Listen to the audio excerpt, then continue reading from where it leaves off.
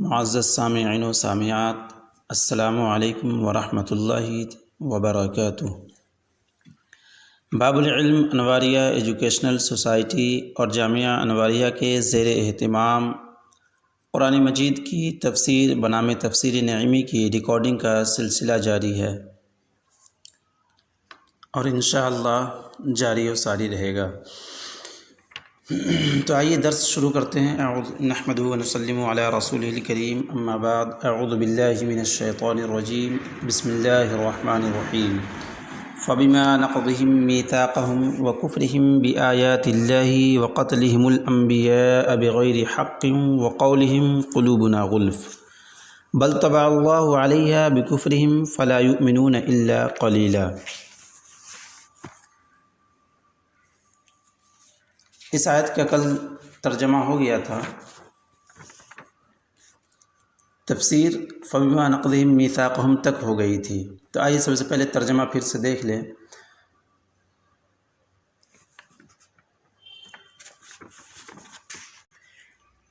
تو ان کی کئی بدعہدیوں کے سبب ہم نے ان پر لعنت کی، اور اس لیے کہ آیات الہی کے منکر ہوئے، یعنی انکار کرنے والے ہوئے، اور انبیاء کو ناحق شہید کرتے، اور ان کے اس کہنے کہ ہمارے دلوں پر غلاف ہیں، بلکہ اللہ نے ان کے کفر کے سبب ان کے دلوں پر مہر لگا دی ہے، پس تو ایمان نہیں لاتے مگر تھوڑے۔ یہ آیت کریمہ کا ترجمہ ہوا، اور اس کی تفسیر فبما نقضهم میثاقهم، اس کی تفسیر ہو چکی تھی۔ آج وکفرہم بآیات اللہ سے درس کا آغاز ہوگا۔ وکفرہم بآیات اللہ، یہ عبارت نقضہم پر معطوف ہے، اوپر گزرا فبما نقضہم میثاقہم، تو اسی نقضہم پہ وکفرہم عطف کیا گیا ہے، یعنی جو حالت نقضہم کی ہے وہی حالت کفرہم کی ہے۔ وکفرہم بآیات اللہ، یہ عبارت نقضہم پر معطوف ہے، کفر سے مراد فبما نقضہم میثاقہم وکفرہم، تو یہاں پر جو کفر لفظ آیا ہے، یہ کفر وکفرہم میں کفر جو ہے، کفر سے مراد انکار کرنا ہے۔ آیات اللہ وکفرہم بآیات اللہ، آیات اللہ سے مراد قرآن کریم کی آیتیں، حضور صلی اللہ علیہ وسلم کی معجزات ہیں، یعنی قرآن پاک کی جو آیتیں ہیں وہ حضور صلی اللہ علیہ وسلم کی معجزات ہیں، جس کے موجودہ یہودی منکر تھے، یعنی انکار کرنے والے تھے، نہیں مانتے تھے۔ اب دیکھیں یہاں پر آیات اللہ سے کیا کیا مرادیں ہیں، ان کے تعلق سے صاحب مفسر فرماتے ہیں، اور ہو سکتا ہے کہ آیات سے مراد حضرت موسیٰ علیہ السلام کے معجزات اور توریت کی آیات ہوں، کہ اگرچہ وہ لوگ ان کے مان لینے کے دعوے دار تھے، یعنی دعویٰ کرنے والے، مگر چونکہ عمل خلاف تھا، یعنی وہ مانتے تو تھے کہ ہاں یہ صحیح ہے، لیکن ان کا جو عمل ہوتا تھا تو عمل ان کے مان لینے کے مطابق نہ ہوتا تھا، بلکہ اس کے برعکس اور خلاف ہوتا تھا، اس لیے انہیں منکر قرار دیا گیا، یعنی انکار کرنے والا۔ نیز اور یہ بھی کہ حضور صلی اللہ علیہ وآلہ وسلم کا انکار سارے رسولوں، ساری کتابوں، سارے رسولوں کے معجزات کا انکار ہے، اس لیے یہ فرمایا گیا بحوالہ تفسیر سابی۔ خلاصہ کلام، غرض کے آیات اللہ میں 4 احتمال ہیں اور کفر میں 2 احتمال۔ آیات اللہ، آیت سے بنا ہے آیات، اور یہاں پر آیات یعنی اللہ کی نشانیاں، اللہ کی آیت، اللہ کا کلام۔ آیات اللہ، آیات قرآنیہ یا معجزات رسول صلی اللہ علیہ وآلہ وسلم ہیں، تو کفر سے مراد اعتقادی و اقراری کفر ہے، یعنی یہاں سے بتانا چاہ رہے ہیں کہ یہاں پہ آیات اللہ میں 4 احتمال ہیں، اور کفر میں 2 احتمال، 4 احتمال جو آیت اللہ میں ہیں، تو یہاں پر 2 کا ذکر ہوا کہ آیت اللہ آیات قرآنیہ ہیں یا معجزات رسول ہے۔ وَكُفْرِهِمْ بِآیاتِ اللہ، یعنی اللہ کی آیات، اس کا انکار کرتے ہیں، یا یہ کہ آیت اللہ معجزات رسول ہیں، جو حضور صلی اللہ تعالیٰ علیہ وسلم کے جو معجزات وغیرہ تھے، جیسے سفر حج ہے، یا یہ کہ چاند کا 2 ٹکڑے کرنا ہے، اور اسی طریقے سے کنکر وغیرہ سے کلمہ پڑھوانا، تو بہت سارے جو معجزات تھے، تو ان معجزات کی طرف اشارہ ہے کہ آیت اللہ یعنی اللہ کی حضور صلی اللہ علیہ وسلم کی معجزات۔ آیت اللہ آیات قرآنیہ یا معجزات رسول صلی اللہ علیہ وسلم ہے، تو کفر سے مراد اعتقادی و اقراری ہے، یعنی دل سے بھی وہ لوگ انکار کرتے تھے اور زبان سے بھی اقرار کرتے تھے، یعنی دونوں اعتبار سے، زبان سے بھی اور دل سے بھی، دونوں اعتبار سے کفر کرتے تھے، یعنی انکار کرتے تھے، کہ یہود ان دونوں کے منکر تھے، دونوں اعتبار سے، یعنی دل سے بھی اور زبان سے بھی کھلے ہوئے۔ یعنی آیات اللہ آیات قرآنیہ یا معجزات رسول صلی اللہ علیہ وسلم ہیں، تو کفر سے مراد اعتقادی و اقراری کفر ہے کہ یہود ان دونوں کے منکر تھے، کھلے ہوئے۔ اور اگر آیات اللہ سے مراد آیات توریت ہیں یا موسیٰ علیہ السلام کے معجزات ہیں، تو کفرہم سے مراد عملی کفر ہے کہ زبان سے ان دونوں کے اقراری تھے، عملاً انکاری۔ اب بھی عیسائی انجیل کے زبانی اقراری ہیں، عملاً انکاری۔ یہی حال ہندوؤں کا ہے کہ عملاً وہ وید کو چھوڑ چکے ہیں۔ تو وَكُفْرِهِمْ بِآیاتِ اللہ کا ترجمہ اس طور پر ہو جائے گا، جب ہم آیات اللہ سے اللہ کی آیت مراد لیں گے، تو معنی یہ ہوگا کہ اور ان کا اللہ اور ہم نے لعنت کی، چونکہ لعنا یہاں پر فعل محذوف ہے، تو لعنا فبما نقضهم میثاقهم وکفرهم بآیات اللہ، اور ہم نے ان پر لعنت کی ان کا اللہ کی نشانی کو، اللہ کی آیت کا انکار کرنے کے سبب، چونکہ فبما میں با سببیہ ہے، اس لیے یہاں پر با سبب کے لیے، اور اس سبب سے کہ ہم نے ان پر لعنت کی اللہ کی آیتوں کے انکار کی وجہ سے۔ اور اگر آیت سے مراد یہاں پر اللہ کے رسول کی معجزات لیں گے، تو معنی یہ ہوگا کہ اور ہم نے ان پر لعنت کی ان کا حضور کی، یعنی محمد کے، ہمارے رسول کی معجزات کے انکار کرنے کی وجہ سے۔ اور اگر جیسا کہ اوپر میں یہ بات بتائی گئی کہ اگر موسیٰ علیہ السلام کے معجزات مراد لیں گے یا آیات توریت مراد لیں گے، تو یہاں پر کیا ہوگا؟ اعتقادی تو نہیں ہے لیکن عملی تو نہیں ہے، عملاً یہ انکاری تھے، یعنی انکار کرنے والے۔ ہاں البتہ اعتقادی بھی نہیں تھے، چونکہ صرف برائے نام زبان سے وہ اقرار کرتے تھے، تو عملاً چونکہ ان کا عمل انجیل وغیرہ کے خلاف تھا، اس لیے ان کو ظاہری اعتبار سے یہاں پر مراد لیا جائے گا، نہ کہ حقیقی معنی میں۔ تو ان کا یہ معنی ہو جائے گا وکفرہم، اور ان کا انکار کرنا اور ان کا آیات توریت یا موسیٰ علیہ السلام کے معجزات کا عملی انکار کرنے کے سبب ہم نے ان پر لعنت کی۔ وقتلہم الانبیاء بغیر حق، یہ عبارت کفرہم پر معطوف ہے، جیسا کہ پچھلی آیت وکفرہم نقضہم پر معطوف تھا، اسی طریقے سے وقتلہم الانبیاء بغیر حق یہ عبارت کفرہم پر معطوف ہے، یعنی عطف کیا گیا ہے۔ اور یہود کے لعنتی ہونے کی تیسری وجہ، پہلی وجہ عہد کا توڑنا، دوسری وجہ یہ آیات اللہ، اللہ کی نشانی یعنی اللہ کی آیتیں، اور یا حضور صلی اللہ علیہ وسلم کے معجزات یا آیات توریت یا موسیٰ علیہ السلام کے معجزات کا انکار کرنا۔ تیسری وجہ کیا ہے لعنتی ہونے کی؟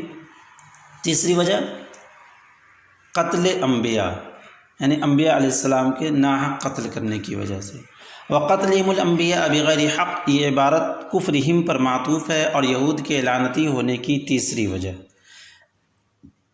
قتل سے مراد تلوار وغیرہ سے شہید کرنا ہے۔ ہم کا مرجع وہی موجودہ یہود ہیں۔ وقتلہم میں جو ہم ہے، یہ ہم کا مرجع وہی موجودہ یہود۔ انبیاء سے مراد وہ نبی ہیں۔ وقتلہم الانبیاء، یہ انبیاء سے کون انبیاء مراد ہیں؟ اسی تعلق سے انبیاء سے مراد وہ نبی ہیں جنہیں یہود نے قتل کیا تھا۔ یہ بہت بڑی جماعت تھی، ان میں حضرت زکریا و یحییٰ علیہم السلام بھی ہیں۔ بغیر حق، وقتلہم الانبیاء بغیر حق، بغیر حق سے مراد خود ان قاتل یہودیوں کے خیال میں بھی ناحق ہوتا ہے کہ یہود خود بھی کہتے تھے کہ ہم نے ان حضرات کو بلا وجہ قتل کیا۔ یعنی بغیر حق سے مراد جن یہودی حضرات نے حضرت عیسیٰ علیہ السلام کو اپنے عقیدے کے اعتبار سے جو قتل کیا ہے، تو ان کا بھی ماننا تھا کہ تمام انبیاء کرام کو جو ہم نے قتل کیا ہے تو وہ بلا وجہ قتل کیا ہے، کسی سبب کی وجہ سے نہیں، بلکہ محض اپنے ذاتی مفاد کی خاطر۔ دیکھیں کہ یہود بھی خود کہتے تھے کہ ہم نے ان حضرات کو بلا وجہ قتل کیا، محض اپنے ذاتی، محض یعنی صرف اور صرف اپنے ذاتی مفاد کی خاطر، یعنی اپنے ذاتی فائدے کی خاطر سبب۔ کیونکہ قتل کی وجہ صرف تین ہو سکتی ہیں۔ نمبر 1 مرتد ہو جانا، نمبر 2 کسی کو قتل کر دینا، نمبر 3 زنا یا بغاوت۔ یہی 3 اسباب ہیں جو کسی کو قتل کرنے کی وجہ بن سکتی ہے۔ اور ان تینوں اوصاف، یہ تینوں وجوہات دیکھیں بالکلیہ حضرات انبیاء کرام سے نہیں ہو سکتی ہیں۔ ان حضرات انبیاء سے یہ کوئی جرم صادر نہ ہوا تھا، لہٰذا ان کا قتل ناحق ہی تھا۔ وقولہم قلوبنا غلف، یہ عبارت قتلہم پر معطوف ہے۔ اس سے پہلے گزری کہ وکفرہم نقدہم پر عطف تھا، اور وقتلہم الانبیاء بغیر حق وکفرہم پر عطف تھا، اور اسی طریقے سے وقولہم قلوبنا غلف یہ وقتلہم الانبیاء پر وقتلہم پر معطوف ہے۔ ان سبوں کی ایک ہی حالت ہے کہ ہم نے لعنت کی ان کے میثاق یعنی عہد توڑنے کے سبب، اور اللہ کی آیتوں کے انکار کرنے کے سبب، اور ناحق انبیاء کے قتل کرنے کے سبب، اور ان کے کہنا کہ ہمارے دل پردے میں ہیں، یعنی بندھے ہوئے ہیں، رحمت الہی سے بندھے ہوئے ہیں، تو اس کہنے کے سبب ہم نے ان لوگوں پر لعنت کی۔ وقولہم قلوبنا غلف، یہ عبارت قتلہم پر معطوف ہے، اور یہود کے پھٹکارے جانے کی چوتھی وجہ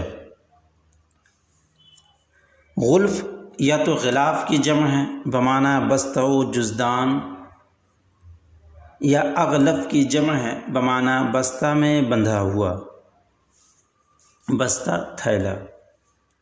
لہٰذا اس کے 2 معنی ہیں۔ ایک یہ کہ ہمارے دل رحمت الہی کے پردوں بستوں میں محفوظ ہیں، اس حفاظت کی وجہ سے آپ کی تبلیغ ہمارے دلوں تک نہیں پہنچ سکتی۔ اس کی تفسیر وہ آیت ہے وَقَالُوا قُلُوبُنَا فِي أَكِنَّةٍ مِّمَّا تَدْعُونَا إِلَيْهِ، یعنی وہ اپنے کافر رہنے، اسلام قبول نہ کرنے پر فخر کرتے تھے اور اسے رحمت خداوندی سمجھتے تھے۔ دوسرے یہ کہ ہمارے دل علوم الہیہ کے خلاف معرفت ربانی کے برتن ہیں، جن میں علم و معرفت بھرے ہوئے ہیں، ہم آپ کو آپ کے اسلام کی ضرورت نہیں، ہم کو آپ کے اسلام کی ضرورت نہیں، ہم تو خود علم و ایمان کا سرچشمہ ہیں، بحوالہ روح البیان اور کبیر وغیرہ۔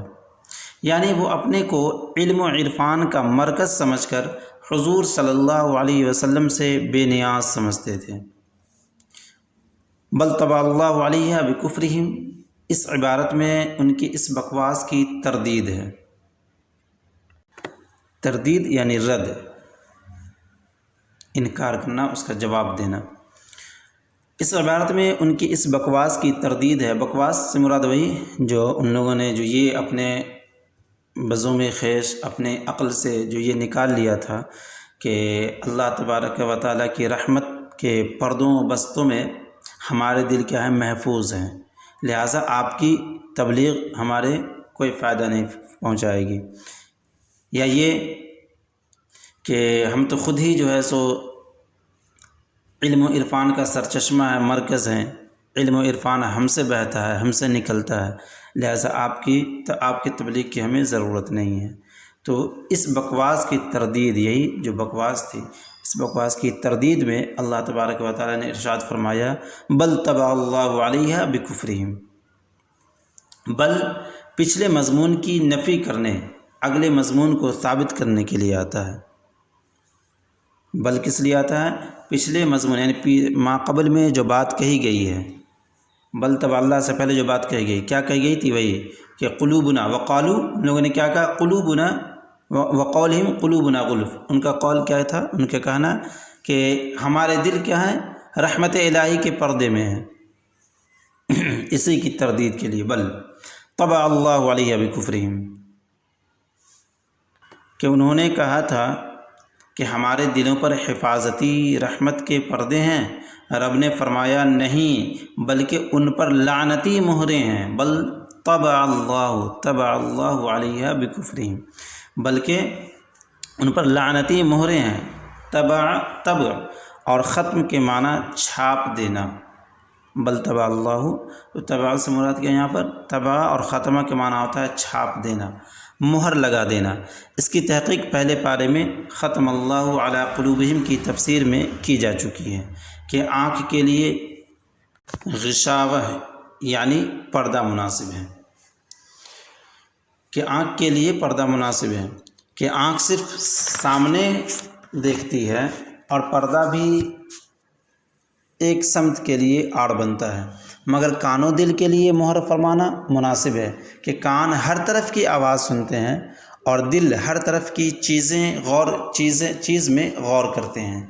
ان کے لیے مہر فرمانا مناسب ہے کہ مہر لگ جانے سے ہر طرف کی روک ہو جاتی ہے، جیسے پارسل کے تھیلے پر مہر۔ ختم اور طبع دونوں ہم معنی ہیں بمعنی مہر، لیکن کبھی اس میں اس طرح فرق کیا جاتا ہے کہ ختم تو ہر مہر کو کہا جاتا ہے، خواہ وہ ٹوٹ سکے یا نہ ٹوٹ سکے، جیسے لاکھ پر مہر مگر تب وہ مہر ہے۔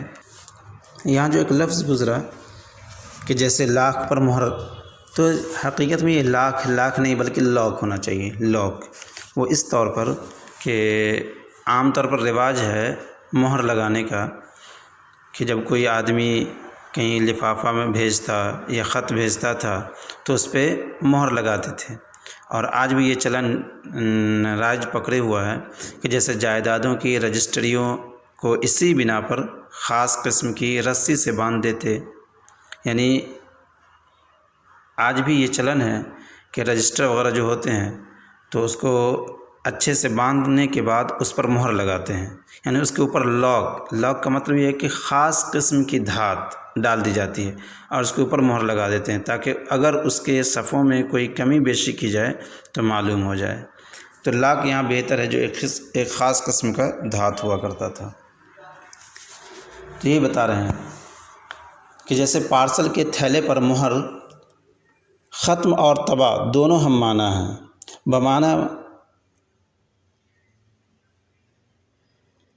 بمعنی مہر، لیکن کبھی ان میں اس طرح فرق کیا جاتا ہے کہ ختم تو ہر مہر کو کہا جاتا ہے، خواہ وہ ٹوٹ سکے یا نہ، جیسے کہ لاک، لاک پر مہر، یہ ٹوٹ جاتا ہے نا، لاک کہتے ہیں ایک خاص قسم کی دھات کو، مگر طبع وہ مہر ہے جو نہ اکھڑ سکے نہ ٹوٹ سکے، یعنی یہ اکھڑ بھی نہیں سکتا ہے اور ٹوٹ بھی نہیں سکتا ہے، اور نہ ہی اڑ سکے، یعنی چھاپا شدہ،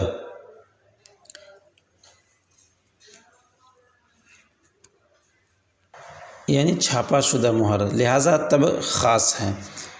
ختم عام۔ پھر دل پر مہر لگنا دو قسم کا ہے، ایک تو یہ بتایا گیا کہ مہر و ختم یہ دونوں ہم معنی ہے، لیکن ایک خاص قسم، ایک خاص فرق کیا جاتا ہے۔ اب اس کے بعد یہ بتا رہے ہیں کہ اسی طریقے سے، جس طریقے سے ختم و طبع میں فرق ہے، اسی طریقے سے دل پر جو مہر لگتا ہے تو اس کی بھی دو قسم ہیں۔ دیکھیں، پھر دل پر مہر لگنا دو قسم کا ہے، زمانی اور مکان اور آنی، زمانی اور آنی۔ اب یہ زمانی اور آنی ہے کیا؟ تو دیکھیں، گناہ اور بدعملیوں کی وجہ سے بہت زمانے میں دل سیاہ ہوتا ہے، گناہ اور بدعملیوں کی وجہ سے بہت زمانے میں دل سیاہ ہوتا ہے، یعنی کالا ہوتا ہے۔ تو زمانی سے مراد کیا ہوا کہ ایک مدت، یعنی وقت لگتا ہے کسی کام میں، جب کوئی زیادہ وقت لگے تو اسے کہتے ہیں زمانی، یعنی ہفتہ دن، 10 دن، 2 مہینہ، اس طریقے سے۔ اور آنی، یہ آنی جو ہے سو لمحہ بھر کے لیے کہا جاتا ہے، یعنی آن کے آنے، فوری طور پر۔ آنی سے مراد وقت ہے، اور وقت یعنی فوری، فی الفور ہونا، جلد میں ہونا، لمحہ بھر میں انجام پذیر ہو جانا۔ تو زمانی اور آنی یعنی دل پر مہر لگنا دو قسم کا ہے، ایک زمانی اور دوسرا آنی۔ گناہ اور بدعملیوں کی وجہ سے بہت زمانے میں دل سیاہ ہوتا ہے، مگر اللہ والوں کی بے ادبی کی وجہ سے آن کی آن میں دل سیاہ ہو کر مہر لگ جاتی ہے۔ ابلیس کے دل پر آن کے آن میں مہر لگ گئی، صرف آدم علیہ السلام کی بے ادبی سے، صرف آدم علیہ السلام کی بے ادبی سے۔ جیسے سیاہی آنی بھی ہوتی ہے، زمانی بھی، یعنی کالاپن، یوں ہی دل کی صفائی آنی بھی ہوتی ہے، زمانی بھی۔ نیک اعمال سے صفائی زمانی ہوتی ہے، نیک اعمال یعنی اچھے اعمال کریں تو ایک زمانہ لگتا ہے دل کی صفائی میں، اور نگاہ ولی سے صفائی آن میں، یعنی فوری طور پر ہو جاتی ہے۔ فرعونی جادوگروں کی دلی صفائی آن میں ہو گئی، اس لیے صحبت اولیاء ایک آن کی 100 برس کی عبادت سے افضل ہے، مگر صوفیہ کے ہاں صحبت وہ ہے جو عقیدت کے ساتھ ہو، بغیر عقیدت صرف پاس بیٹھ جانا صحبت نہیں۔ صدیق اکبر صحابی ہوئے، مگر ابو جہل کافر ہی رہا کہ جناب صدیق کو عقیدت میسر تھی، یعنی حاصل تھی۔ کسی کے گھر دوست بن کر جاؤ، خاطر تواضع ہوگی، یعنی عزت کی جائے گی، چور بن کر جاؤ، جیل ملے گی۔ بغیر عقیدت اولیاء اللہ کے پاس جانے والا چور ہے، عقیدت سے جانے والا دوست ہے۔ یہاں تبع اللہ میں تبع سے مراد آنی مہر ہے، یعنی فوری طور پر مہر کا لگنا، جو حضور کی گستاخی کی وجہ سے ہوئی، اس لیے فرمایا گیا بکفرہم۔ یہاں مہر فرما دینے کی نسبت رب تعالیٰ کی طرف خلق کی نسبت ہے،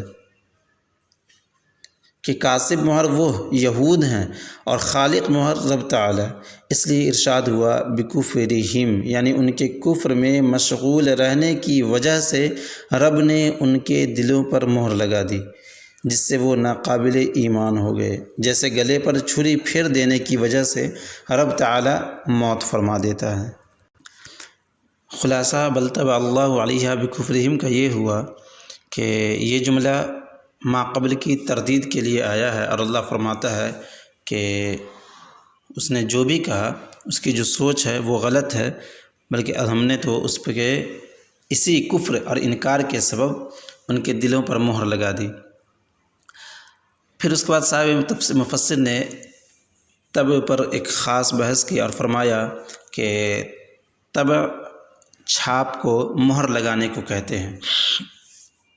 پھر طبع کے تعلق سے دو قسم بیان فرمائی کہ طبع اور پھر طبع اور مہر پر ایک خاص بحث کی، اور وہ یہ کہ طبع اور مہر یہ دونوں ہم معنی ہیں، لیکن ایک خاص فرق ہوتا ہے ان دونوں میں، کہ طبع ایسے مہر کو کہتے ہیں جو نہ اکھڑ سکتا ہے، نہ ٹوٹ سکتا ہے، اور نہ ہی اڑ سکتا ہے، لیکن مہر یہ عام ہے، اس میں کیا یہ ٹوٹ بھی سکتا ہے، اکھڑ بھی سکتا ہے، اور یہ اڑ بھی سکتا ہے۔ تو یہ ایک بحث بیان فرمائی کہ مہر یہ عام ہے اور طبع خاص ہے، جو دونوں کا معنی آتا ہے چھاپ، یعنی کسی پر نقش کرنا، چھاپ لگانا۔ پھر اس کے بعد ایک دوسری قسم بیان فرمائی کہ دل پر مہر لگانے کا کیا مطلب ہے، تو اس کی بھی انہوں نے دو قسم فرمائی اور کہا ایک زمانی ہوتا ہے اور ایک آنی ہوتا ہے، یعنی کسی گناہ اور بدعملی کی وجہ سے اگر دل سیاہ ہو اور مہر لگ جائے تو اس کو زمانی کہتے ہیں، اور اگر کسی اللہ کے خاص بندے، نبی وغیرہ کا اگر کوئی بے ادبی کرے، گستاخی کرے، تو آن کے آن میں یعنی فوری طور پر اس کا دل سیاہ ہو جاتا ہے اور مہر لگ جاتا ہے، تو اس مہر کو آنی مہر کہتے ہیں، اور اس مہر کو جو کسی گناہ اور بدعملی کے سبب ہو تو اس کو زمانی مہر کہتے ہیں۔ تو یہ دو ایک خاص قسم کی انہوں نے ایک خاص بات بتائی، اور یہ بھی فرمایا جس طریقے سے اعمال کی وجہ سے ہو، بدعملی کی وجہ سے ہو، یا گناہ کی وجہ سے یعنی دل سیاہ ہوتے ہیں، اسی طریقے سے صفائی بھی جو ہوتی ہے وہ بھی زمانی اور آنی ہوتی ہے۔ اگر آپ اچھے اعمال کریں، نیکی کریں، تو یہ زمانی صفائی ہوگی، یعنی ایک مدت لگے گا، لیکن آنی صفائی اولیاء اللہ کی نگاہ، جیسے انبیاء کرام کی نگاہ، جیسے کہ حضرت موسیٰ علیہ السلام نے ان جادوگروں کو آن کی آن میں جو ہے سو ایمان کی دولت سے سرفراز فرمایا، اور اس کا دل چمکنے لگا، روشن ہو گیا۔ اسی طریقے سے اولیاء کرام کے تعلق سے بھی آتا ہے کہ بہت سارے اولیاء کرام نے کافر و مشرکوں کو جو ایمان بخشا، یا جو ایمان والے تھے اس کے دل کی دنیا بدل دی، اس کی کایا پلٹ دی، تو یہ آن کیا یعنی آنی صفائی ہوا۔ تو ایک خاص قسم کی انہوں نے صاحب مفسر نے بل طبع اللہ علیہ بکفرہم کے ضمن میں اچھی باتوں کا ذکر کیا۔ آگے دیکھیں، فلا یؤمنون الا قلیلا، یہ عبارت طبع اللہ کا نتیجہ، طبع اللہ کے نتیجے کا بیان ہے۔ فلا یؤمنون الا قلیلا، قلیلا جس کا معنی تھوڑے آتا ہے، اس کے تعلق سے فرما رہے ہیں کہ قلیلاً یا تو لا یؤمنون کے فاعل ہم سے استثناء ہے، لا یؤمنون چونکہ جمع غائب کا صیغہ ہے اور اس میں ہم ضمیر پوشیدہ ہے، تو وہی کہہ رہے ہیں کہ قلیلا یا تو لا یؤمنون کے فاعل ہم سے استثناء ہے، یعنی الگ ہے، تب تو استثناء منقطع ہے، یعنی قلیلا تب کیا ہوگا، استثناء منقطع، کیونکہ جو تھوڑے یہودی ایمان لائے ان کے دل پر مہر نہ ہوئی تھی، یا ایمان سے مستثنیٰ متصل ہے، اور قلیلہ سے مراد تھوڑی چیزوں پر ایمان ہے یا تھوڑی مدت تک ایمان، لہٰذا اس جملے کی 3 تفسیریں ہیں، یعنی یہ یہود ایمان نہیں لائیں گے مگر ان میں سے تھوڑے آدمی، جیسے ان میں سے حضرت عبداللہ بن سلام اور ان کے ساتھی، کیونکہ ان کے دلوں پر مہر نہ ہوئی تھی، یا یہ یہود ایمان نہیں لائیں گے مگر نبیوں کی تھوڑی آیات اور تھوڑی ایمانیات پر، ایسا ایمان معتبر نہیں، یا یہود ایمان نہیں لائیں گے مگر تھوڑی مدت کہ کچھ روز یہ لوگ مومن رہے، پھر زمانہ موسوی کے بعد ہی ایمان سے پھر گئے۔ پہلے معنی زیادہ موزوں ہیں۔ اعلیٰ حضرت قدس سرہ کا ترجمہ بھی اسی طرف اشارہ کر رہا ہے، جیسا کہ ان کے ترجمے سے واضح ہوتا ہے، ان کا ترجمہ جو انہوں نے کیا ہے اس آیت کا کہ وَبِكُفْرِهِمْ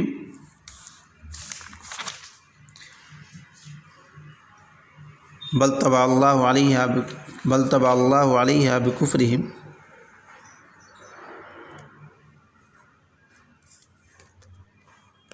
فلا یؤمنون الا قلیلا،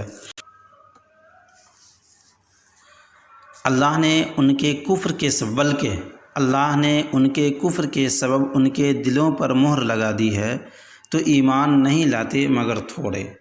یہ ترجمہ اعلیٰ حضرت علیہ الرحمہ کا ہے۔ تو ان کے ترجمے سے یعنی ایمان نہیں لاتے مگر تھوڑے، تو یہ تھوڑے بتا رہا ہے کہ یہ پہلی تفسیر ان کی طرف بھی زیادہ مناسب ہے۔ وَبِكُفْرِهِمْ وَقَوْلِهِمْ عَلَى مَرْيَمَ بُهْتَانًا عَظِيمًا، اور اس لیے کہ انہوں نے کفر کیا یعنی حضرت مریم علیہ السلام پر بہتان عظیم کیا، بہت بڑا بہتان لگایا۔ یہ عبارت وَبِكُفْرِهِمْ وَقَوْلِهِمْ عَلَى مَرْيَمَ بُهْتَانًا عَظِيمًا فَبِمَا كُفْرِهِمْ پر معطوف ہے۔ فَبِمَا كُفْرِهِمْ، دراصل یہ صحیح لفظ بِكُفْرِهِمْ ہونا چاہیے، جو اوپر میں ما قبل میں جو ایک لفظ گزرا بل طبع اللہ علیہا بکفرہم، تو اس بکفرہم پر معطوف ہونا چاہیے۔ اور اس کفر سے مراد حضرت عیسیٰ علیہ السلام، اور اس کفر سے مراد مطلب وبکفرہم وقولہم، اور اس کفر سے مراد حضرت عیسیٰ علیہ السلام کا انکار کرنا ہے۔ اور پہلے کفر میں موسیٰ علیہ السلام اور دیگر نبیوں کا انکار مراد تھا۔ اصل میں یہ جملہ لکھنے کی ضرورت پیش اس لیے آئی کہ ابھی کچھ دیر پہلے ایک آیت گزری، کفرہم گزرا، بل طبع اللہ علیہا بکفرہم، پھر اس کے بعد فوراً آیا وبکفرہم وقولہم، بل طبع اللہ علیہا بکفرہم فلا یؤمنون الا قلیلا وبکفرہم، تو یہ ڈبل بکفرہم لانے کی کیا ضرورت تھی، ایک کفر کافی تھا۔ تو اسی طرف اشارہ کرتے ہوئے صاحب مفسر نے کہا اس کفر سے مراد وبکفرہم وقولہم، جو بھی آیت میں نے پڑھی وبکفرہم وقولہم علی مریم بہتانا عظیما، اس کفر سے مراد حضرت عیسیٰ علیہ السلام کا انکار کرنا ہے۔ اور پہلے جو کفر گزرا بل طبع اللہ علیہ بکفرہم فلا یؤمنون الا قلیلا، تو اس کفر میں حضرت موسیٰ علیہ السلام اور دیگر نبیوں کا انکار مراد تھا، لہٰذا عبارت میں تکرار نہیں۔ ہم کا مرجع وبکفرہم، وبکفرہم میں ہم کا مرجع وہی یہود ہیں۔ قولہم یا تو کفرہم کی تفسیر ہے، قولہم یا تو کفرہم کی تفسیر ہے، یا علیحدہ کفر ہے نا۔ وبکفرہم وقولہم علی مریم بہتانا عظیما، تو وبکفرہم وقولہم، تو کفرہم میں جو ہم ضمیر ہے، قولہم میں ہم ضمیر ہے، تو یہ جو ہم ضمیر ہے اس سے کیا مراد ہے؟ تو وہی بتانا چاہ رہے ہیں کہ اہل یہود، ان کا مرجع کون ہے؟ اہل یہود۔ اور وقولہم، یہ جملہ کون سا ہے، یہ کس طرح کا جملہ ہے؟ تو اس کے تعلق سے بتا رہے ہیں کہ یہ کفرہم کی تفسیر ہے، یا تو کفرہم کی تفسیر ہے، یا یہ کہ علیحدہ کفر بیان کرنا مقصود ہے، یا علیحدہ کفر ہے۔ بہتان سے مراد زنا کا بہتان ہے، بہتان عظیمہ، تو بہتان سے مراد یہاں زنا کا بہتان ہے، العیاذ باللہ۔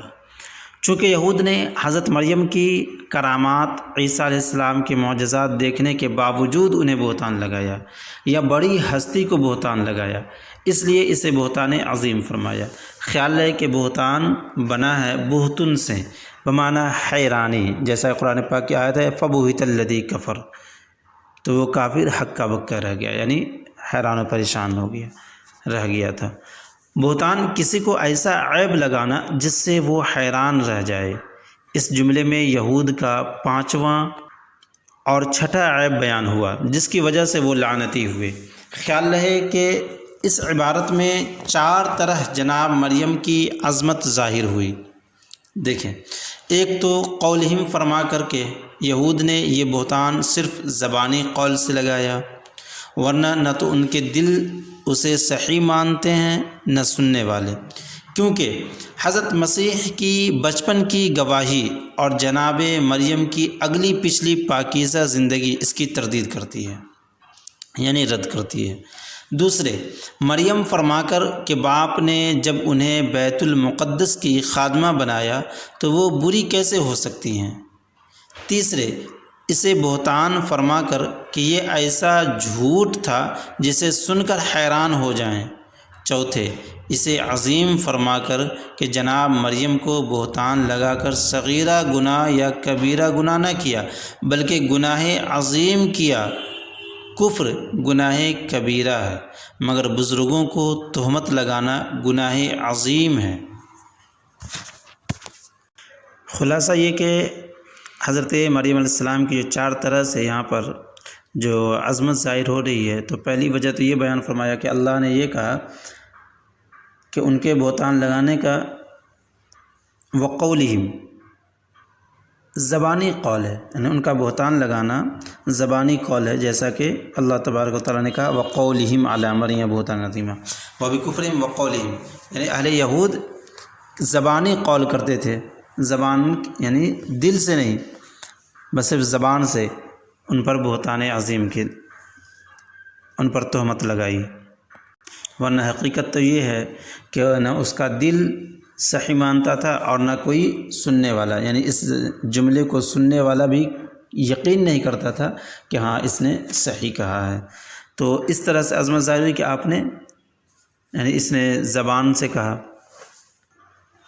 تو حضرت مریم علیہ السلام کا کی عظمت ظاہر ہو رہی ہے قولہم کے لفظ سے۔ دوسرا، مریم فرما کر، یعنی یہ مریم کہ ان کے والد محترم نے، حضرت مریم علیہ السلام کے والد محترم جو کہ غالباً عمران علیہ السلام تھے، انہوں نے خود بذات خود انہیں حضرت مریم علیہ السلام کو لا کر کے بیت المقدس میں خادمہ کے طور پر پیش کیا تھا۔ تو جب باپ خود لاگ رہا ہو خدمت کے لیے تو وہ بری کیسے ہو سکتی ہیں، ہے کہ نہیں؟ تو لفظ مریم یہ حضرت مریم علیہ السلام کی عظمت کی ظہور پر دلالت کرتی ہے، ظاہر ہونے پر۔ اور تیسرا یہ کہ یہ بہتان، اسے بہتان فرمانا، بہتان فرما کر کہ یہ ایسا جھوٹ تھا جسے سن کر لوگ حیران ہو جائیں۔ اور چوتھا، اسے عظیم فرما کر، یعنی یہ تمام کے تمام جو چاروں جو وجوہات ہیں، یہ چاروں وجوہات حضرت مریم علیہ السلام کی عظمت کو ظاہر کرتی ہے کہ حضرت مریم علیہ السلام کتنی عظیم خاتون تھیں اور کتنی مقبول خاتون تھی، اللہ کی برگزیدہ بندی تھیں۔ وقولہم انا قتلنا المسیح عیسی ابن مریم رسول اللہ، وقولہم انا قتلنا المسیح عیسی ابن مریم رسول اللہ، یہ عبارت وقولہم پر معطوف ہے جو ابھی ذکر ہوا، وبکفرہم میں گزرا نا، وبکفرہم وقولہم علی مریم بہتانا عظیما، تو وبکفرہم وقولہم، اسی قولہم پر یہ قولہم وقولہم انا قتلنا المسیح عیسی ابن مریم، تو یہ وقولہم وبکفرہم وقولہم پر معطوف ہے۔ وقولہم، اس میں ہم ضمیر کا مرجع کیا ہے؟ وہی یہود ہیں۔ اس میں ان کی 7ویں جرم کا ذکر ہے جس کی وجہ سے وہ لعنت کے مستحق ہوئے۔ 7ویں جرم کون کون سے ہوئے تو دیکھیں، نمبر 1، فبما نقضہم میثاقہم، وعدہ کو توڑنا، وکفرہم بآیات اللہ، اللہ کی آیتوں کا انکار کرنا، نمبر 3، وقتلہم الانبیاء بغیر حق، انبیاء کرام علیہم السلام کو بے حق یعنی بغیر حق ناحق قتل کرنا، نمبر 4، وقولہم قلوبنا غلف، ان کا یہ کہنا کہ ہمارے دل رحمت الہی کے بستے میں ہیں، رحمت الہی کے غلاف میں ہیں، نمبر 5، بل طبع اللہ علیہ بکفرہم فلا یؤمنون الا قلیلا، تو بل طبع اللہ علیہ بکفرہم فلا یؤمنون الا قلیلا، یہ تو خیر اس کا جواب ہے۔ وبکفرہم وقولہم علی مریم بہتانا عظیما، تو وبکفرہم ایک الگ کفر ہے، وقولہم علی مریم بہتانا عظیما، اور حضرت مریم علیہ السلام پر بہتان لگانا، تو یہ 7 ہوئے۔ یہاں پہ ایک تفسیر میں کہا گیا تھا نا وبکفرہم، یہ الگ کفر ہے، اور وقولہم علی مریم بہتانا عظیما یہ کفرہم کی تفسیر ہے۔ تو ایک اس میں 2 تفسیر کی گئی تھی، وبکفرہم اور ان کے کفر کی وجہ سے، یہ الگ ہے، اور وہ قول علی مریم بہتان عظیمہ، اور ان کا یہ کہنا کہ حضرت مریم علیہ السلام پر بہتان لگانا، اور ان کا قول مریم علیہ السلام پر بہتان کے تعلق سے، تو یہ دوسری وجہ تکفیر ہوئی، یعنی کفر کی وجہ ہوئی، جرم ہوا کہہ لیجیے۔ تو خلاصہ کلام یہاں تک 7 جرائم ہوئے، تو اس طریقے سے ان کے 7 جرائم بیان ہو رہے ہیں، یہ 7ویں جرم ہے جس کی وجہ سے وہ لعنت کے مستحق ہوئے۔ اس عبارت میں فرمایا گیا کہ یہ جرم بھی کرتے ہیں اور جرم پر فخر بھی اور جھوٹ بھی۔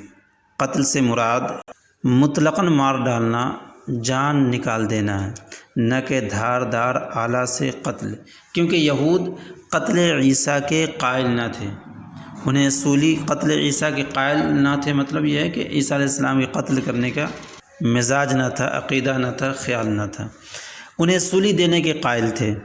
مسیح کے معنی پہلے بیان ہو چکے ہیں، یا تو مسیح بنا ہے چھو کر زندہ یا اچھا کر دینے والے پیغمبر، یا سیاحت سے بنا بمعنی عالم میں سیر کرنے والے، کہیں اپنا گھر نہ بنانے والے پیغمبر، یعنی یہاں پر 2 معنی بیان ہوئے مسیح کا، ایک طرح سے وجہ بھی کہہ لیجیے کہ مسیح یا تو چھو کر زندہ یا اچھا کر دینے والے پیغمبر کو کہتے ہیں، یا یہ کہ سیاحت سے بنا ہے، جو اس معنی میں کہ پوری دنیا میں سیر کرنے والے ہوں، اپنا کہیں گھر نہ بنانے والے ہوں۔ اللہ تعالیٰ نے کسی پیغمبر کو ولدیت کے ساتھ بیان نہ کیا، ولدیت یعنی باپ کی طرف اشارہ کرتے ہوئے، یعنی کسی بھی نبی کا تذکرہ قرآن پاک میں اللہ نے اس کے والد کی طرف اشارہ نہیں کیا کہ اس کا باپ کون ہے، یعنی اللہ تعالیٰ نے کسی پیغمبر کو ولدیت کے ساتھ بیان نہ کیا، سب کا صرف نام لیا۔ حضرت عیسیٰ علیہ السلام کو ماں ولدیت کے بیان فرمایا اور نسبت فرمایا ماں کی طرف، کیونکہ آپ بغیر باپ پیدا ہوئے تھے۔ نیز یہود کا عیسیٰ علیہ السلام کو رسول اللہ کہنا یا تو دل لگی یا مذاق کے طور پر تھا، یعنی یہ بھی کہ یہود کا عیسیٰ علیہ السلام کو رسول اللہ کہنا کہ عیسیٰ اللہ کے رسول ہیں، یہ مزاحیہ طور پر تھا، دل سے نہیں مانتے، دل سے نہیں کہتے تھے، یعنی جو رسول اللہ بنتے تھے ہم نے انہیں قتل کر دیا، جیسے فرعون نے کہا تھا ان رسولکم الذی ارسل الیکم لمجنون، مطلب یہ کہ یہ رسول جو تمہارے جو یہ رسول ہیں جو تمہاری طرف جو بھیجے گئے ہیں ضرور عقل نہیں رکھتے ہیں۔ یا کفار قریش حضور سے کہتے تھے یا ایھا الذی نزل علیہ الذکر انک لمجنون، کہ جن پر قرآن اترا وہ ضرور مجنون ہیں۔ یا عیسائیوں سے خطاب تھا کہ تم جن کو رسول اللہ مانتے ہو ہم نے انہیں قتل کر ڈالا۔ تو خلاصہ کلام ان کا یہ مزاحیہ کے طور پر، یعنی حضرت عیسیٰ کو رسول اللہ کہنا یعنی دل لگی کے طور پر تھا، یعنی رسول اللہ نہیں مانتے تھے۔ خیال ہے کہ بعض عقیدے کفر ہیں، بعض قول کفر ہیں اور بعض عمل کفر۔ جو اعمال علامت انکار ہیں وہ کفر ہیں، جیسے نبی کی اہانت، ان کا قتل یا قتل کا ارادہ، یا قرآن کی توہین۔ نیز کفر کا اقرار کفر ہے، گناہ کا اظہار گناہ۔ اس جملے میں یہود کے 2 کفر بیان ہوئے، ایک تو حضرت عیسیٰ علیہ السلام کے قتل کا ارادہ، دوسرے اس پر فخر کرنا، اس کا اعلان کرنا۔ یہ دونوں جرم لعنت کے باعث ہوئے۔ وما قتلوہ وما صلبوہ، یہ عبارت یہود کے اس دعوے کی تردید ہے جو ابھی مذکور ہوا۔ اس سے پہلے جو ایک ٹکڑا گزرا کہ وقولہم انا قتلنا المسیح عیسی ابن مریم رسول اللہ، تو اس میں ایک طرح سے اس کے 2 کفر کا ذکر ہے، ایک تو یہ کہ ان کا قتل کرنا نبی کو، اور دوسرا اقرار کرنا اور فخر کرنا، اعلان کرنا۔ یہ دونوں جرم یقینی طور پر لعنتی کا باعث بنا ہے، اور یہ اس کے ڈھیٹ پن اور اس کے صریح بدعقیدگی کا اظہار ہو رہا ہے۔ وما قتلوہ وما صلبوہ، یہ عبارت یہود کے اس دعوے کی تردید ہے جو ابھی مذکور ہوا کہ وہ دعوے دار تھے، دعویٰ کرنے والے تھے کہ ہم نے جناب مسیح کو جان سے مار دیا۔ رب تعالیٰ نے فرمایا نہ تو انہیں قتل کیا نہ انہیں سولی دی۔ ابھی ماقبل میں جو آیت کریمہ گزری، جو ٹکڑا گزرا، تو اس میں یہ عبارت تھی نا کہ وقولہم انا قتل المسیح عیسی ابن مریم رسول اللہ، ان کا یہ کہنا کہ ہم نے مسیح جو عیسیٰ ہیں ابن مریم، یعنی مریم علیہ السلام کے بیٹے جو اللہ کے رسول ہیں، ان کو ہم نے قتل کر دیا، یعنی عیسیٰ علیہ السلام کو ہم نے قتل کر دیا۔ تو ان کا یہ کہنا، یعنی ان کا یہ عقیدہ، حقیقت میں ان لوگوں نے عیسیٰ علیہ السلام کو قتل کیا ہی نہیں۔ تو گویا کہ ایک طرح سے اللہ تبارک و تعالیٰ پچھلے جملے کی تردید اپنے اس جملے سے فرما رہا ہے وما قتلوہ وما صلبوہ، کہ در حقیقت نہ تو انہیں قتل کیا نہ انہیں سولی دی۔ خیال ہے کہ صلبو، وما قتلوہ وما صلبو، یہ صلبو بنا ہے صلب سے، بمعنی سخت و مضبوط لکڑی، چونکہ اس زمانے میں سولی کا طریقہ یہ تھا کہ انگریزی کی ٹی کی شکل کی مضبوط لکڑی پر مصلوب کو لٹکا دیا جاتا تھا، یعنی اس طرح کی شکل جو انگریزی لیٹر کا جو ٹی ہے اس طریقے کی شکل کی ایک مضبوط لکڑی ہوتی تھی، اس پر جسے سولی دی جانی ہوتی اسے لٹکا دیا جاتا تھا، اور اس کے ہاتھ پاؤں میں میخیں یعنی کیل ٹھونک دی جاتی تھی کہ وہ اس طرح سوکھ کر مر جاتا تھا۔ اس لیے سولی دینے کو تسلیب کہتے تھے، اور سولی گاہ کو یعنی جس جگہ پہ سولی دی جاتی تھی اسے صلیب کہتے تھے۔ 3 دن یا کم و بیش میت اس طرح صلیب پر لٹکی رہتی تھی، 3 دن یا اس سے زیادہ یا کم۔ کبھی جلد ہلاک کرنے کے لیے مصلوب کے پاؤں کاٹ دیے جاتے تھے۔ عیسائی انگریز حرف ٹی کی شکل کو اب بھی پوجتے ہیں، یہ سمجھ کر کہ حضرت مسیح کی سولی گاہ ہے۔ اس فقیر نے بیت المقدس میں اس سولی گھر کو دیکھا ہے جو مسجد عمر کے بالکل سامنے ہے، وہاں جناب مسیح کی مصنوعی قبر بھی بنی ہے اور غسل کا تختہ پتھر کا بھی رکھا ہے۔ خیال ہے کہ اس جملے میں حضرت مسیح کو قتل کرنے کی بھی نفی ہے اور ان کو سولی پر چڑھا دینے کی بھی نفی ہے، لہٰذا مرزائیوں کا یہ عقیدہ ہے کہ آپ کو سولی پر لٹکایا گیا مگر جان نہ نکلی، بے ہوش ہو گئے، اس آیت کریمہ کے بالکل خلاف ہے۔ قرآن کریم فرما رہا ہے وما صلبوہ، یہود نے انہیں سولی نہ چڑھایا۔ یہ کہتے ہیں کہ سولی چڑھا تو دیا مگر وہاں جان نہ نکلی، نکلنے کی نفی ما قتلوہ میں ہوئی اور سولی چڑھانے کی نفی ما صلبوہ میں۔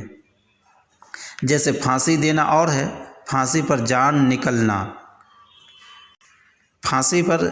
نکلنا کچھ اور پھانسی کی نفی سے پھانسی پر چڑھانے کی مطلق نفی ہو جاتی ہے۔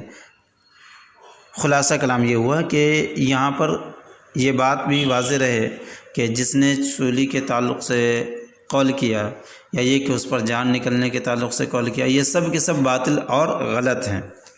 جب اسے سولی ہی نہیں دی گئی، انہیں سولی ہی نہیں دی گئی اور نہ ہی انہیں لٹکایا گیا، نہ ہی انہیں قتل کیا گیا، تو یہاں جان لینے سولی دینے یہ تمام باتیں غلط ہیں۔ جو بھی اس طرح کا عقیدہ رکھے گا وہ قرآن پاک کے اس آیت کے صریح حکم کے خلاف ہوگا اور وہ کافر ہو جائے گا۔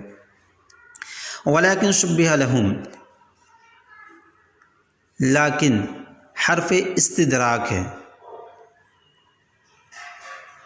جسے وہم دور کرنے کے لیے بولتے ہیں، وہم یعنی گمان، شک۔ ولیکن شبہ لہم، شبہ باب تفعیل کا ماضی مطلق مجہول جس کا مصدر ہے تشبیہ، اور تشبیہ کے معنی ہے کسی کو کسی کا شبیہ یا ہم شکل بنا دینا یا کسی کو شبہ و دھوکے میں ڈال دینا۔ یہاں دونوں معنی بن سکتے ہیں مگر پہلے معنی زیادہ قوی اور مضبوط ہیں، دونوں معنی یعنی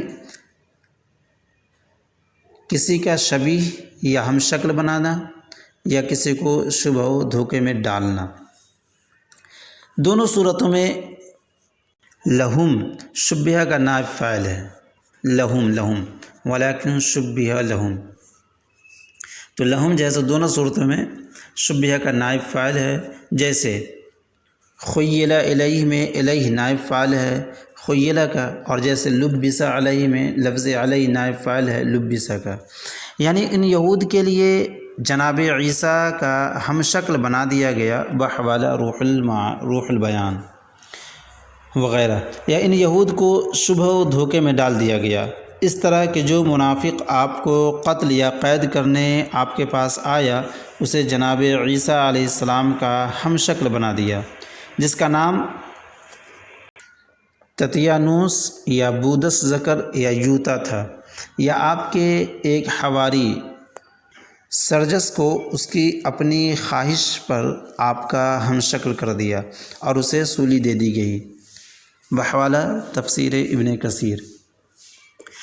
خلاصہ کلام یہ ہوا کہ یہ آیت کریمہ وما قتلوہ وما صلبوہ یہ واضح کرتا ہے کہ حضرت عیسیٰ علیہ السلام کو قتل نہیں کیا گیا تھا، البتہ جو لوگ وہاں پر جو اہل یہود تھے انہیں شبہ میں ڈالنے کے لیے حضرت عیسیٰ علیہ السلام کے ہم شکل کو اللہ تبارک و تعالیٰ نے وہاں پر موجود فرما دیا تھا، تاکہ لوگ اسے ہی عیسیٰ سمجھیں، اور اس طریقے سے اللہ تبارک و تعالیٰ نے حضرت عیسیٰ علیہ السلام کو آسمان پر زندہ اٹھا لیا۔ یہ واقعہ جمعہ کو بعد نماز عصر ہوا بحوالہ ابن کثیر۔ جس بادشاہ نے سولی دلوائی اس کا نام داؤد تھا۔ یہ چیزیں خیال رکھو وَإِنَّ الَّذِينَ اخْتَلَفُوا فِيهِ لَفِي شَكٍّ مِّنْهُ، یہاں یہ چیزیں خیال رکھو، یہ میں نے سرسری طور پر پڑھ دیا، یہ بات یاد رکھیں، اوپر میں جو ذکر ہوا یہ سب کو ذہن میں رکھ لیں، محفوظ کر لیں، چونکہ اہل یہود و نصارہ اس بات کو مانتے ہیں کہ عیسیٰ علیہ السلام کو سولی دے دی گئی تھی، ہے نا، تو یہ بات ذہن سے نکال دیں اور اس کی حفاظت کریں، اسے سمجھنے کی کوشش کریں۔ وَإِنَّ الَّذِينَ اخْتَلَفُوا فِيهِ لَفِي شَكٍّ مِّنْهُ، یہاں الذین سے مراد وہی یہودی ہیں جو حضرت مسیح کے قتل کے دعوے دار تھے،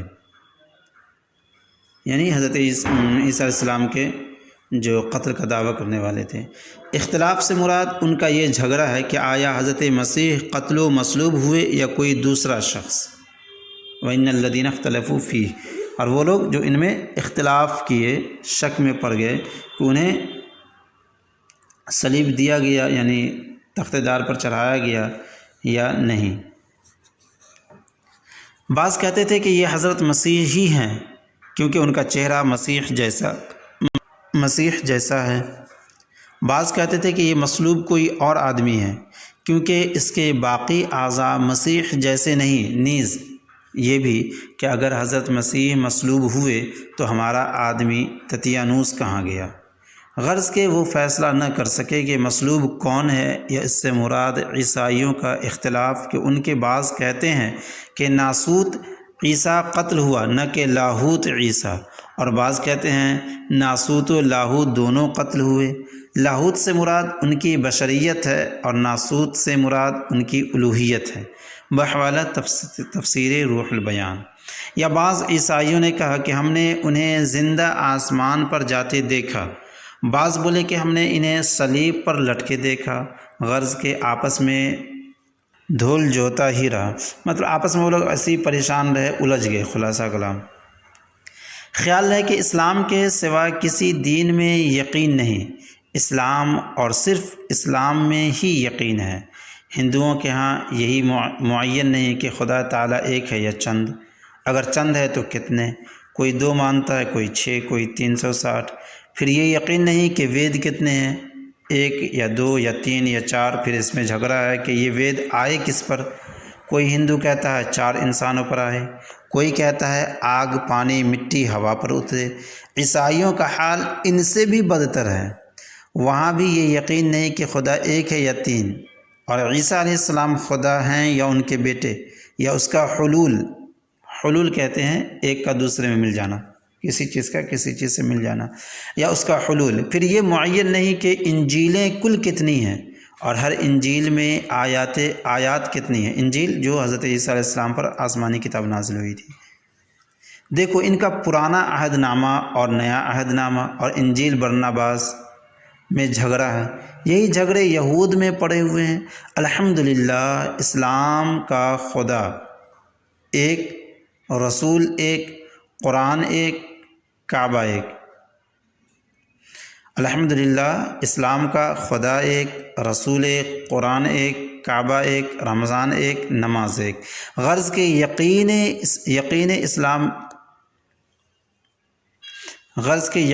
اسلام میں ہی میسر ہے۔ عیسائیوں کا اتفاق صرف نمائشی اور قومی ہے، دکھاوا، ورنہ وہ تو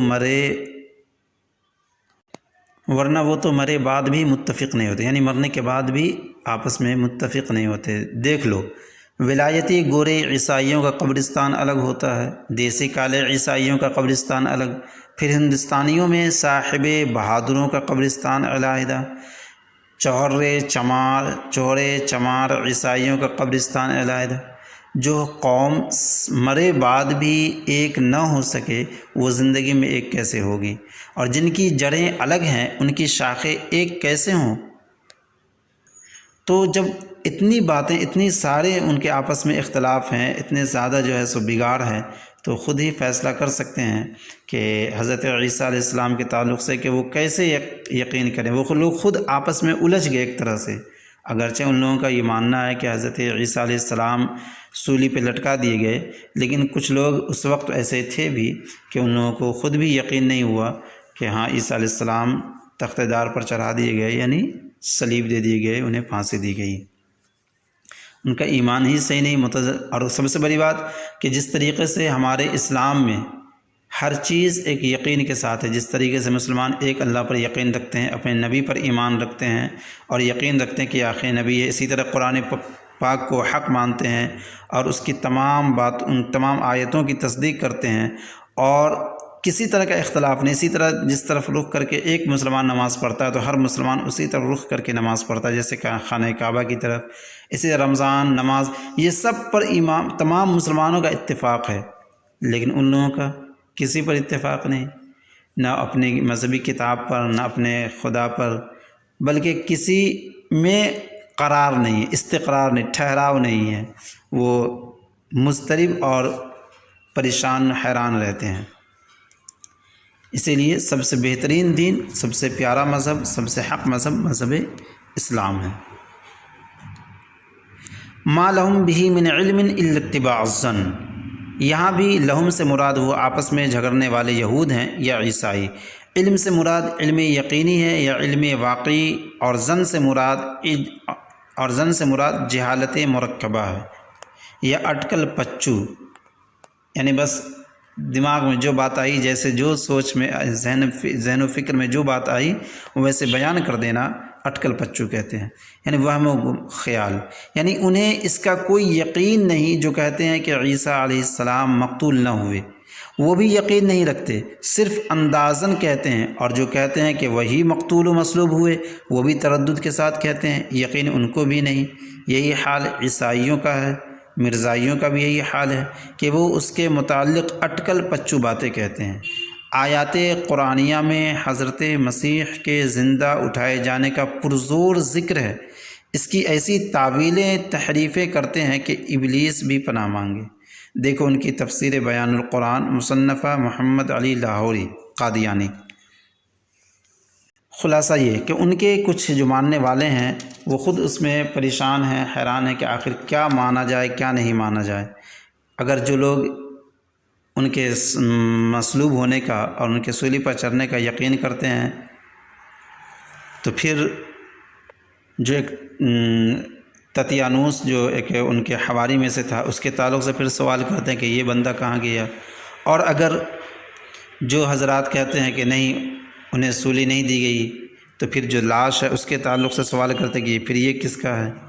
تو یہی انہی سب چیزوں، یقین سے ان کے پاس کوئی علم نہیں، بس یہی سب وجہ سے انہیں تردد و تشکیک یعنی شک میں پڑ جاتے ہیں، شک ہوتا ہے۔ وما قتلوہ یقینا، یہ اصل واقعہ کا بیان ہے۔ قیل سے مراد وما قتلو، قتل سے مراد مطلقاً مار ڈالنا ہے، خواہ دھاردار آلہ سے ہو یا پھانسی سولی وغیرہ دے کر۔ یقیناً یا تو نفی قتل کے متعلق ہے، وما قتلوہ یقینا، تو یقیناً یا تو نفی قتل کے متعلق ہے، یا قتلوہ کے فاعل ہم سے حال، یعنی یقیناً انہیں قتل نہ کیا، یا ان لوگوں نے یقین کرتے ہوئے قتل نہ کیا بلکہ شک و تردد کے ساتھ ہی قتل کیا۔ وہ قتل کے وقت بھی تردد کرتے رہے کہ ہم جناب عیسیٰ کو قتل کر رہے ہیں یا کسی اور کو، غرض کے یقیناً میں 4 احتمال ہیں۔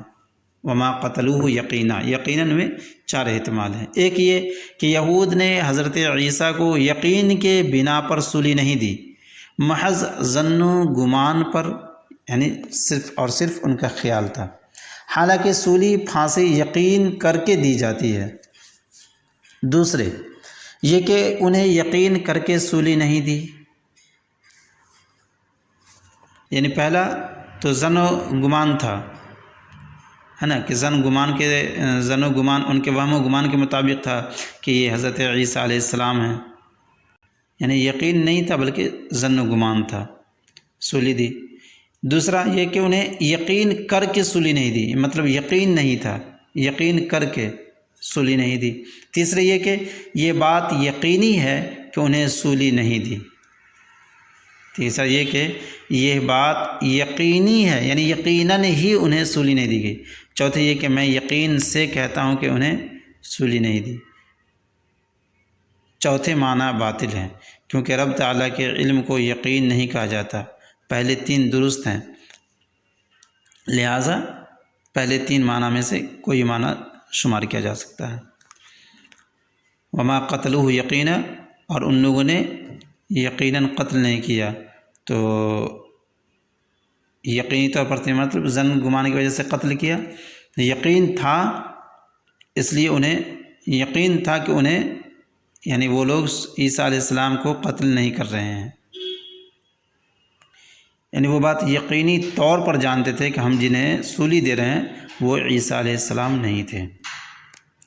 بل رفعہ اللہ الیہ، ہم ابھی کہہ چکے ہیں کہ بل گزشتہ مضمون کی نفی اور اگلے مضمون کے ثبوت کے لیے آتا ہے، جیسا کہ ما قبل میں گزرا، بل طبع اللہ علیہ میں کہ مضمون کے بل گزشتہ مضمون کی نفی اور اگلے مضمون کے ثبوت کے لیے آتا ہے۔ رفع کے معنی اٹھانا، بلند کرنا، چڑھانا، بل رفعہ اللہ، رفع چڑھانا، اٹھانا کبھی جسمانی ہوتا ہے، کبھی رتبہ و مرتبہ کا، مگر جب اس کے بعد الا یا علا آئے تو اس سے جسمانی اٹھانا مراد ہوتا ہے، یعنی جسمانی، جسم۔ یوں ہی جب اٹھانے کا مفعول کوئی جسم ہو تو اس سے بلندی مکانی مراد ہوتی ہے، بلندی مکانی، مکان کا بلند ہونا۔ پہلے کی مثال ورفع ابویہ علی العرش، پہلے کی مثال سے مراد جسمانی، بل رفع اللہ ورفع ابویہ علی العرش، یوسف علیہ السلام نے اپنے والدین کو تخت پر اٹھا لیا۔ دوسرے کی مثال یعنی رتبہ و مرتبہ کا، اذ یرفع ابراہیم القواعد من البیت و اسماعیل، جبکہ ابراہیم و اسماعیل بیت اللہ کی دیواریں اٹھا رہے تھے۔ تو چونکہ یہاں پر الہ وَإِذْ يَرْفَعُ إِبْرَاهِيمُ الْقَوَاعِدَ مِنَ الْبَيْتِ وَإِسْمَاعِيلَ، تو اس آیت میں وَإِذْ يَرْفَعُ إِبْرَاهِيمُ الْقَوَاعِدَ مِنَ الْبَيْتِ وَإِسْمَاعِيلَ، تو رتبہ بیان کرنا ہے، شان بیان کرنا ہے۔ تو اس آیت سے بل رفعہ اللہ علیہ میں آخر جسمانی رفع ہے، بلندی ہے، یا رتبہ و مرتبہ والی بلندی ہے، تو کہا گیا کہ یہاں پر بل رفع اللہ علیہ میں جسمانی بلندی ہے، وہ اس طور پر کہ جب رفع کا صلہ یعنی رفع کے بعد جب الا یا علا آئے تو جسمانی مراد ہوتا ہے۔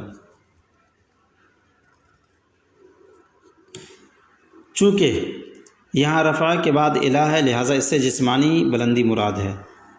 ہا کا مرجع رب تعالی ہے، بل رفعہ اللہ الیہ، الیہ میں جو ہا ہے اس ہا کا مرجع اللہ تبارک و تعالی، یعنی اللہ تبارک و تعالی نے اسے اٹھا لیا اپنی طرف۔ اور اپنی طرف اٹھا لینے سے مراد ایسے مقام پر اٹھا لینا ہے جہاں کسی انسان کی بادشاہت نہ ہو، یعنی آسمان پر۔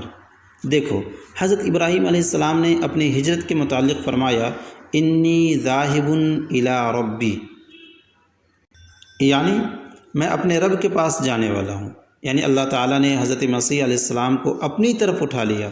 وکان اللہ عزیزا حکیمہ، چونکہ اس اٹھانے پر بہت سے عقلی اعتراضات ہو سکتے تھے، جس میں انسانی بغیر سیڑھی آسمان پر کیسے چڑھ گیا، زمہریر اور آگ کے طبقے میں محفوظ کیسے رہا، آسمان پر ہوا و غذا نہیں تو وہاں زندگی کیسی؟ ان تمام خرافات کے لیے فرمایا کہ اللہ تعالیٰ غالب بھی ہے، جو چاہے کرے، وکان اللہ عزیزا حکیمہ۔ وہ بغیر اعلی آسمان پر پہنچا بھی سکتا اور بغیر ہوا و غذا زندہ بھی رکھ سکتا ہے۔ جیسے مرغی کے بچے کو انڈے میں زندہ رکھنا ہے، مرغی کے بچے کو انڈے